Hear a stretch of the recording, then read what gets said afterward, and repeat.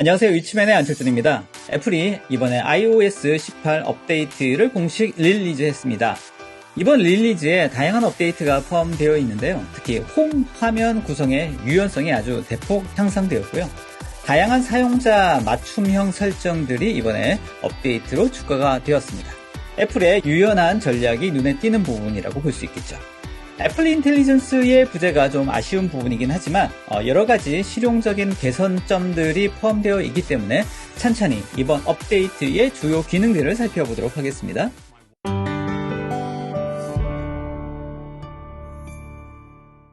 먼저 애플 인텔리전스입니다. 애플 인텔리전스는 이번 iOS 18 버전에는 포함되지 않았습니다. 10월쯤 iOS 18.1 업데이트에서 베타 버전으로 첫 선을 보일 예정인데 영어 버전으로만 지원될 예정입니다. 애플이 AI 서비스를 출시하는 속도가 늦어지는 점은 여전히 많은 이들에게 아쉬운 부분이고요. 이번에 출시한 아이폰 16의 초기 판매량에도 부정적인 영향을 주고 있는 것 같습니다. 원래 한국어 지원은 2025년에도 예정이 없다라고 발표를 했다가 최근에 한국어 지원 2025년도에 가능하다고 애플에서 발표를 했어요. 그래서 내년도 2025년도에는 한글로 애플 인텔리전스를 기대해봐도 되지 않을까 싶습니다. 자, 두 번째 이야기는 홈 화면의 레이아웃 부분입니다. 애플 사용자들이 굉장히 오랫동안 기다려왔던 기능 중 하나가 드디어 실현이 되었는데요. 이제 홈 화면의 앱 아이콘을 원하는 위치로 자유롭게 배치할 수 있게 되었습니다. 아이콘 위젯의 크기와 배치도 자유로워졌고요. 새로운 다크 스타일을 적용하면 아이콘마저도 같이 어두운 톤으로 일관성 있게 맞출 수 있다라는 점이 눈에 띄고요. 또 틴트 처리됨이라고 하는 모드가 나와서 모든 앱과 또 위젯에 원하는 색감을 입혀서 자신만의 개성이 있는 홈 화면을 꾸미는 것도 가능해졌습니다. 확실히 애플이 디자인적인 측면을 굉장히 신경 쓰고 있다라는 부분이 이번 발표에서도 잘 보여지는데요. 다만 틴트 처리된 모드가 시인성이 좀 떨어져서 제가 한번 해보니까 저는 그렇게 많이 사용하지는 않을 것 같다는 생각이 듭니다. 자, 그 다음에 변화된 부분은 제어 센터 부분입니다. 제어 센터 역시 아주 이번에 대폭 개편이 되었는데요. 이제 사용자는 제어 항목을 그룹으로 묶어서 관리할 수도 있고요. 홈 화면에서 쉽게 접근할 수 있도록 설정할 수 있게 되었습니다. 뿐만 아니라 제어 항목을 추가하거나 또 배열을 바꾸는 것까지 또 크기를 조절하는 것까지 가능할 수 있어서 더 유연하고 확장성 좋은 제어가 가능해졌습니다. 특히나 잠금 화면에서 제어 항목을 변경할 수 있는 기능도 추가되었는데요. 기존에는 손전등, 카메라 외에는 변경이 불가능했습니다. 하지만 이제 자기가 원하는 앱이나 기능들로 해당되는 잠금 화면의 아이콘을 변경할 수도 있게 되어서 꽤 많은 효과가 있을 것 같습니다. 다음으로는 앱 잠그기 기능인데요. 보안이 중요해졌죠, 요즘? 그래서 앱별로 잠금 설정이 가능해졌다라는 이번 업데이트의 소식이 매우 반가운 소식으로 들려집니다. 페이스 아이디나 또 비밀번호를 사용해서 특정 앱을 잠글 수도 있고요. 앱을 숨기거나 또 앱 폴더 전체를 잠금 처리할 수도 있다고 합니다. 사진 관리 기능도 개선이 되었는데요. 모음 기능이 강화되어서 사용자들은 이제 모음을 재배열하거나 아주 손쉽게 관리할 수 있게 되었습니다. 그래서 사용자별로, 상황별로 이런 것들이 분류가 잘 되어 있는데요. 찍어둔 사진이 많아서 관리에 어려움을 겪던 아이폰 유저들에게는 반가운 업데이트라고 볼 수 있겠습니다. 확인을 실제로 해보니 사용자를 여러 명으로 인식을 하거나 아예 인식하지 못하는 경우도 좀 나와서 이 사진을 분류하는 보조 수단으로 일단 생각하는 게 좋겠다라는 생각을 해봅니다. 그리고 만약 애플 인텔리전스가 도입이 되면 원하는 조건에 맞는 사진을 바로 찾아줄 수 있기 때문에 이러한 단순한 분류 기능은 보조적 수단에 그치지 않을까 향후에는 그렇게 생각을 해봅니다. 이번 iOS 18에는 메시지 앱에도 눈에 띄는 변화가 있었습니다. 메시지에서 강조 테스트 기능을 사용할 수 있어서 중요한 메시지를 보낼 때 눈에 더 띄게 강조할 수 있는 기능이 추가가 되었고요. 또 예약 메시지 전송 기능이 추가되었습니다. 아주 효과적인 그런 서비스라고 보여지는데 다만 이 기능은 아이폰 15 이상에서만 사용 가능하다고 합니다. 자, 그리고 안드로이드 기기와의 호환성을 높인 RCS, 리치 커뮤니케이션 서비스라고 하는 RCS 지원이 비로소 가능해졌습니다. 그래서 안드로이드 사용자와의 메시지에도 사진과 비디오의 품질이 좋은 것들을 전송 가능하고 또 메시지 읽음 확인 등등의 이런 다양한 서비스들도 이제 안드로이드와 애플 아이폰 간에 가능해지게 되었다라고 볼 수 있겠습니다. 진짜 오래 걸렸습니다. 이 부분 업데이트에. 자, 그 다음에 통화와 관련된 중요한 업데이트인데요. 바로 실시간 통화 녹음 기능입니다. 많은 사용자들의 큰 관심을 끌었지만 이번 iOS 18에는 포함되지 않았고 18.1 업데이트에서 적용될 예정이라고 합니다. 하지만 안드로이드 기기에 비해서는 이 실시간 통화 녹음 기능이 기능적으로 많은 제약이 있는데요. 실제로 녹화가 만약에 시작된다면 녹화가 시작된다라는 메시지가 상대방에 먼저 알림이 된다라는 부분이 좀 제약사항이라고 생각이 듭니다. 또 다른 문제는 이 기능이 아이폰 15 프로 이상 모델에서만 사용 가능하다는 점입니다. 이는 아마도 애플 인텔리전스와 실시간 통화 음성 분석이 뭔가 긴밀하게 연계되어 있는 부분이라고 유추할 수 있을 것 같은데요. 사실 이번 업데이트로 관련된 실시간 통화 녹음 기능을 기대했던 분들에게는 많이 아쉬운 부분이라고 생각됩니다. 사실 안드로이드는 다 되는데 왜 애플은 이렇게 보수적인지 잘 모르겠습니다. 물론 개인정보라든지 보안 관련된 이슈가 있기 때문에 이렇게 제한된다라고는 하고 있습니다만 안드로이드도 다 쓰고 있지 않습니까? 개인적으로 굉장히 기대가 되는 부분이 바로 암호 앱이라고 하는 새로운 애플리케이션입니다. 2단계 인증을 지원하고 또 애플 장치 간의 통합성을 높여가지고 로그인 과정이 한층 편리해지게 되었습니다. 암호 관리 기능이 크게 강화되었고요.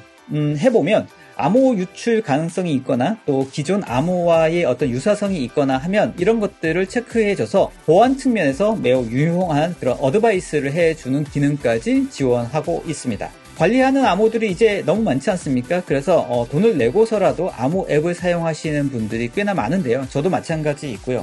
자, 이런 사람들에게는 아주 반가운 업데이트라는 생각이 듭니다. 무엇보다 무료라는 점이 사용자들에게 큰 매력 포인트가 아닐까 생각이 되고요. 많이 한번 활용해 보도록 하겠습니다.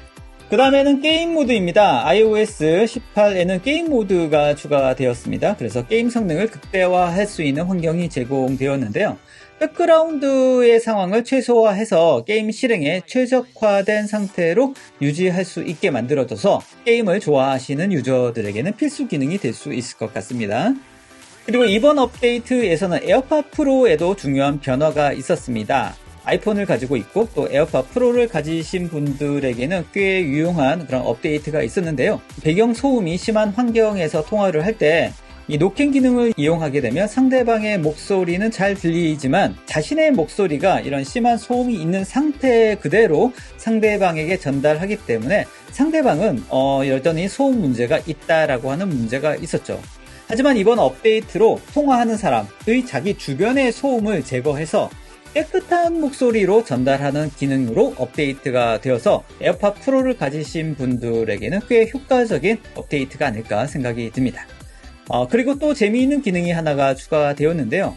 음성이나 손을 사용하지 않고도 머리 제스처만으로도 어떤 다양한 기능을 수행할 수 있는 기능이 추가가 되었는데 예를 들면 손을 쓸 수 없는 대중교통 상황에서 전화가 왔어요. 그러면 이 전화를 고개를 끄덕이거나 또 좌우로 흔드는 그런 제스처만으로도 통화를 받을지 또 끊을지를 결정할 수 있는 그런 기능입니다. 실제로 해봤는데 꽤 잘 되고요. 흥미로운 기능이라고 생각됩니다. 메모 앱도 소개를 좀 해드려야겠죠? 메모 앱도 몇 가지 사항들이 업데이트가 됐습니다. 오디오 녹음 후에 이를 텍스트로 변환할 수 있는 기능이 이번 메모 앱에 포함이 되었는데요. 간단한 회의록 작성에 유용할 것으로 보입니다. 또 접는 세션 기능을 통해서 여러 가지 복잡한 내용의 메모가 있으면 주제별로 깔끔하게 정리할 수 있는 기능이 추가가 되었고요. 이번 메모 앱에서 또 반가운 업데이트 중 하나는 색상 강조 기능인데요. 기본 문자 중에서 색깔을 통해서 더 강조할 수 있는 기능이 추가가 된 점입니다. 물론 모든 색상이 다 가능한 건 아니고요. 주어진 색상 종류 중에서 선택해서 해당 단어를 색깔로 강조해 줄 수 있는 그런 기능인데요. 적용해보면 실제로 시인성도 굉장히 좋아지고 간편하게 어떤 강조하고자 하는 문자나 문구를 강조할 수 있어서 앞으로 꽤나 많이 사용할 수 있을 것 같습니다. 자, 그럼에도 불구하고 다른 서드파티 메모 앱들이 많이 있지 않습니까? 이런 서드파티 메모 앱들의 다양한 기능에는 아직도 좀 못 미친다라는 생각이 듭니다. 일기 앱도 사소하게 업데이트 되었습니다. iOS 18의 일기 앱에서는 마음 상태를 기록할 수 있고요. 통계 기능이 강화가 되었습니다. 그래서 일기를 쓰면서 자신의 감정 상태를 보다 쉽게 추적할 수 있게 되었고요. 검색 기능도 한층 강화가 되어서 과거 일기를 손쉽게 찾아볼 수 있도록 되었습니다. 사실 일기를 쓰라고 이렇게 유혹하는 기능들이 계속 추가되는데 막상 일기 쓰기라는 게 참 쉽지 않다라고 생각이 듭니다. 마지막으로 소개해드릴 업데이트는 캘린더입니다.